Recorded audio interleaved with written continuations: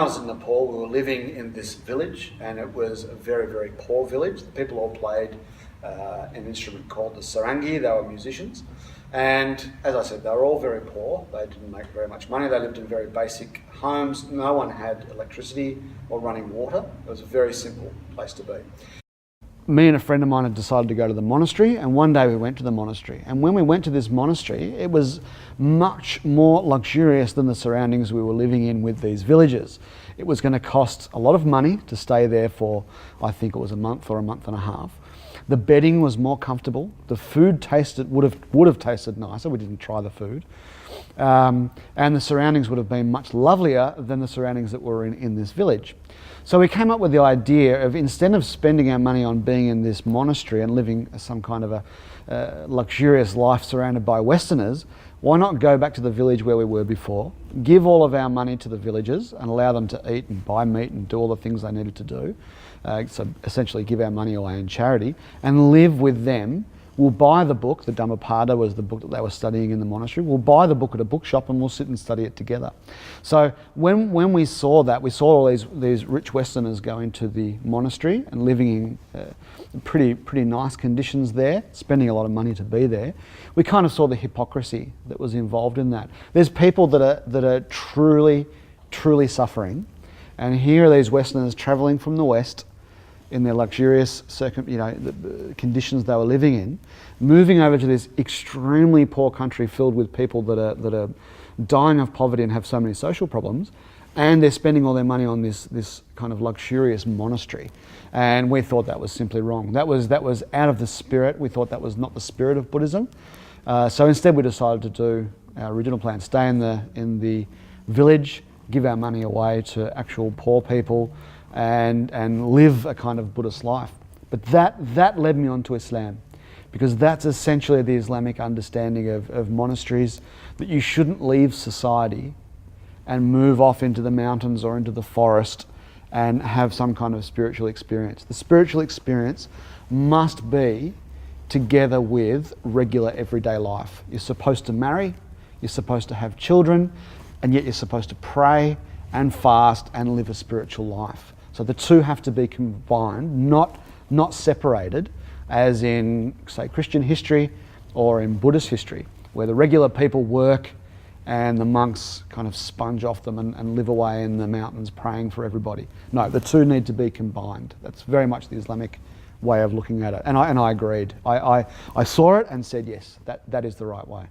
You talked about discovering Sufi Islam and how it sort of brought everything that you were looking for together in the one place. How did you discover Sufi Islam, or how did it discover you? Basically going to a bookshop in Kathmandu and discovering a book called The Book of Sufi Healing. I bought that book from the bookshop, started reading through it, and it was amazing. It really made sense. It really combined the Eastern practices, say meditation, mantra recitation, and prayer and positions of prayer, which seemed like yoga to me. So there was those Islamic practices. I found out later they weren't Islamic practices always, but they came across as Islamic. Coupled with the idea of a personal God that created the world, sent messages into the world, and will one day judge the world. So those two streams, the Eastern and the Western, really came together for me in Sufism. Tell us about, I guess, your life as a Sufi Muslim. What were your daily practices, or how did it really shape the way you lived? Well, I converted to Islam in Egypt. Okay. And then from Egypt went back to Australia and lived for the next year in Australia before I travelled again. That time was a time of study, but I also started praying 5 times a day, which was obviously something new for me. Getting up before dawn every single day and making my ablutions and praying. Fasting in Ramadan, which the very first year I fasted Ramadan, the sun rose at around 4 o'clock in the morning, so I had a meal at 3:30, and then it was setting at about 8:45 at night. That was my first experience of Ramadan. It was in the middle of summer, so it was very, very, very difficult. So that obviously something I'd never fasted in my life. not really a day in my life had I fasted. So moving into praying 5 times a day, memorizing the Arabic of the prayers, starting to memorize the Qur'an in Arabic because the prayers need to be in Arabic, and fasting in Ramadan. So the prayers are all in Arabic, as is obviously the Qur'an. What was your understanding of Arabic at that point? Could you read Arabic? No. I didn't know how to read Arabic. I didn't really know how to speak Arabic either at that stage. Did you understand the meaning of what you were saying? Some of the meanings, not very much though. It wasn't important. It was important that I memorized the words that I had to say in the prayer, and then later on I could go towards understanding exactly what I was saying. The process of becoming a Muslim, was that difficult? Or effectively, what did that involve? Well, essentially it was very, very simple. You say the Shahada, the declaration of faith, and then you're a Muslim. In public? Around witnesses.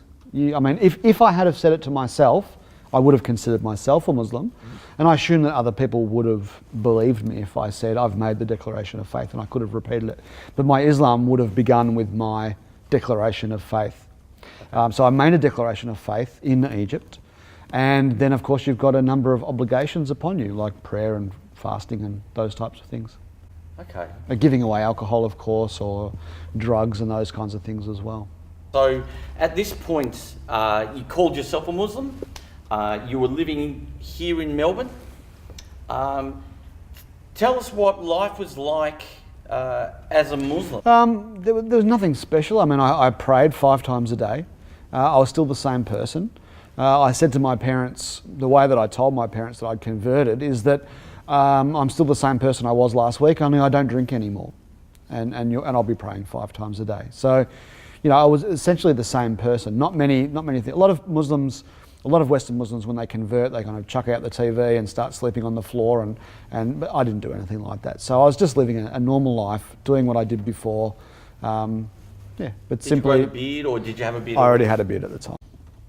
So following a period of time here in Melbourne, reading a range of Muslim books, some Sunni, some Shia, some Sufi, you went back to Egypt. Is that correct? Yes. And you met your friend Muhammad. How did Muhammad change the way that you understood Islam? Well, basically, Muhammad told me that the ideas that I had, the understanding that I had of Islam was incorrect, and he was able to prove it through texts. So he'd give me books of Hadith, the Qur'an, whatever Islamic books, to show that the Hadiths that I was relying on were weak Hadiths, or weren't Hadiths at all. That all the Sufi ideas, which I thought were so wonderful, didn't have much basis in reality, and definitely didn't come from Muhammad. So he was able to show me what Muhammad actually said, what Muhammad actually did, and what the Quran actually says, and I realised that my understanding of Islam was incorrect. Give us an idea of how your worldview changed, from effectively a mystical Sufi understanding of Islam and Muhammad to a more pure Sunni understanding. Well, look, I saw that the certain Sufi practices were not permissible. I saw the new understanding that I should have. If I wanted to call myself a Muslim, and I did call myself a Muslim, then I should practice Islam as Muhammad said that it should be taught. Because I believe that Muhammad was a prophet, and that he got his understandings and his rules and everything directly from God.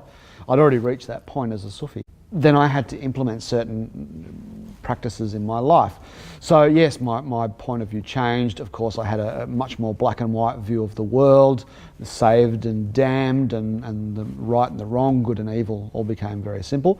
So if you like, I shifted back into that teenage time when I was into Nazism, and that kind of resurfaced the anger, the understanding, starting to hate the world, starting to divide the world into two. It didn't happen instantly, but it took only a little while of seeing things in that black and white way, that those those dreams of dominance, of slave people that you put under your feet, that dominating the world, taking over the world, all those old, angry, horrible, and sometimes suicidal thoughts of the teenage years resurfaced. So it was actually quite easy for me to slip back into that very old mindset. And to get the more Buddhism, mysticism, being happy and being a nice person, really I was able to push that away.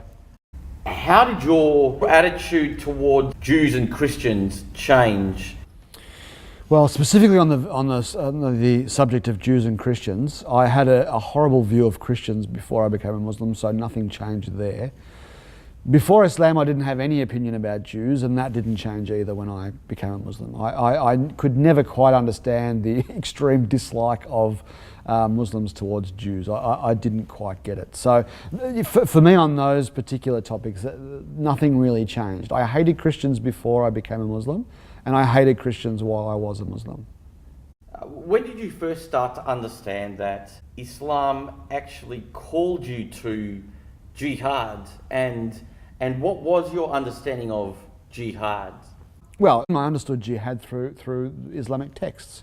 If anyone wants to understand what jihad truly and actually means, because there's a lot of debate these days about the true meaning of jihad, go to a classical Islamic text, get a book of jurisprudence, and open up the book of jihad.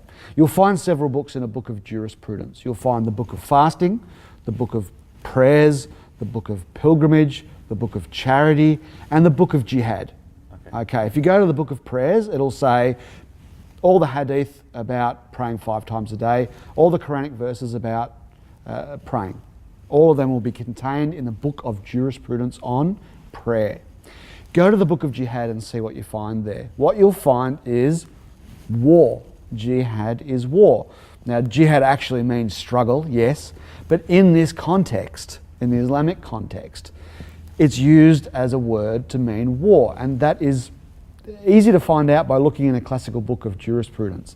The book of jihad contains hadith and Qur'an verses extolling and praising fighting against people, either invading their countries, defending your country, getting on your horse, picking up your sword and killing people and being killed, becoming a martyr as well. So my understanding of jihad was shaped by the classical understanding, the orthodox understanding of jihad that has existed for 1400 years in Islam, before they had to apologise for what the word meant.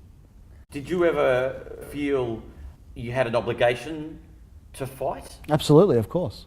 Tell me about that. All right. Well, it's there's a hadith where Muhammad says that anyone who hasn't considered jihad in his lifetime dies the death of a hypocrite. Now, in Islam, a hypocrite is not our Western understanding of a hypocrite. A hypocrite is an unbeliever. If you're a hypocrite, if someone calls you a hypocrite, that means you're an unbeliever and you're actually going to one of the lowest depths of hell. So if you don't consider fighting in jihad in your lifetime, you die the death of a hypocrite. Now, that is terrifying to a Muslim who takes the texts seriously. As I took the text seriously, and I read those hadith, such as that one and many others like it, I understood that it was my obligation as a Muslim to fight in jihad at some point. So you had to consider when the jihad was legitimate, you had to understand exactly what jihad was, and then you had to strive in your utmost, to your utmost ability to fight in jihad. What did that mean to you, and how did that develop? Did you actually consider killing people? Yes, of course. Well, look, if an army of unbelievers is to move into a Muslim land and start killing Muslims, well then yes, of course you kill them. Anyone understands that. If an outside force invades Australia, no one, very rare you'll find someone that can't stomach the idea of killing those invaders. So you've got invaders and you've got defenders. Well, in Islam you've got the Muslims and you've got the unbelievers. It's the same thing. So when I considered it myself, was when the Americans were about to invade Iraq after September 11th. This was a time when I was living in Egypt, and the Muslims, the American army was on its way to invading Iraq and taking over Baghdad and removing Saddam Hussein from power. The September 11th has happened. America's upset, they're on the move, they're looking for someone to fight against, and they're going to fight in Iraq. And they're going to kill lots and lots of Muslims. Keep in mind that they'd already killed over 1 million children with sanctions before the invasion. So we knew they didn't have a problem with killing lots of Muslims. So the argument or the discussion came up with me and a friend of mine on the obligatory nature of fighting jihad against an invading, unbelieving army about to invade a Muslim nation. And we discussed the matter. We discussed whether or not it was obligatory on us to fight in that jihad. And we researched, we read, we argued, we went through the texts. And we came to the conclusion that yes, it was obligatory, absolutely obligatory on us and the people around us to get off their backsides, move over to Iraq and try as hard as they could to at least give some resistance to the American attack. So living as a Salafi Muslim in Egypt at the time, did you see the invasion of Iraq as fundamentally a religious war? Absolutely. And America represented the great evil, in a sense, the West, and Iraq represented Islam. Not exactly. Look, America, I think many Muslims, especially Salafi Muslims, understood that America was a great evil force in the world, namely because of their great support for Israel. That was the number one thing. So because Israel wasn't able to do anything that they did, which is basically hurt Muslims every single day and oppress Muslims every single day, they weren't able to do that without America's backing. So I think that was the number one reason why people saw America as an evil force. Saddam Hussein was a secularist. Iraq was a secular nation.